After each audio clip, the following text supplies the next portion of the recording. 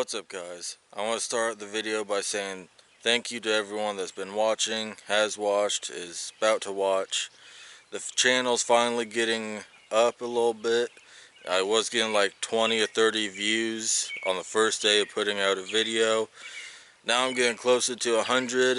It's just nice to know that someone's out there and appreciates what I'm doing and likes watching my videos. But with that, let's get to the garden and see what I got going on. So first off, we have the corn.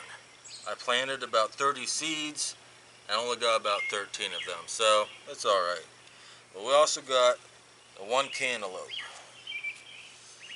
The corn spread out enough that it should provide some shade and not completely block out the cantaloupe. I know it's a full sun, but that's where I had to plant it. Next, we have the shampoo ginger. This is something I recently seen online. People are saying you can use the sap from this plant as shampoo. No processing, no anything really. You can just take it straight from the plant and use it as shampoo. And I really want to try that out and see if it works. We got about 18 plants in this entire bed. Most of them have came up with the exception of about 3 of them. Hopefully those come up later. If not, I got more bulbs I can plant. And another thing, one of you were nice enough to leave a comment on my video concerning this garden bed. When I made it, I buried some logs underneath to not use so much dirt. I may not reply to all of your comments. In fact, I probably won't reply to many of the, if any of them, but I do read them. And I will thank you personally in my video. So if you want to see my replies to your comments, watch my videos. And next we got our Florida watermelon plants. I don't know what I was about to say. Watermelon plants. We got watermelon here. This is where we had the spinach, the broccoli, and then the cauliflower down there. I didn't really know what else to put here. We had some watermelon I was going to put out in the yard, but I really don't have a good spot to put it there, so we got to put it in here for now. So next we got a cherry tomato, a Sweet 100 cherry tomato plant here, and then we have these are actually 2 separate plants of lemon basil. No, lemon thyme. I don't know what the lemon thyme. Both of these are about 3 years old, and they are about to connect and to basically be one plant. Alright, and over here we've got a big girl tomato plant.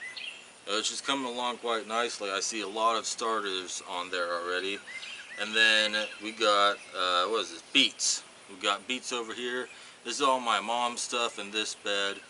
But I think she says she's about to harvest this, so that'll be going soon. But this plant is doing amazing. And just down from that, we have some carrots started and a whole bunch of strawberries. Again, this is all my mom's stuff, but I think these strawberries are 2 or 3 years old. They're doing great. And here we have a couple more tomato plants with a bunch of starters on them here. These are my mom's tomatoes. And the reason I stopped doing tomatoes is the plants get too hot in this summer heat. They're a full sun plant, so they gotta stay in the sun, but they just get too hot from it. So that's the main reason I've stopped dealing with them. Over here we got my lovely purple basil and elephant basil.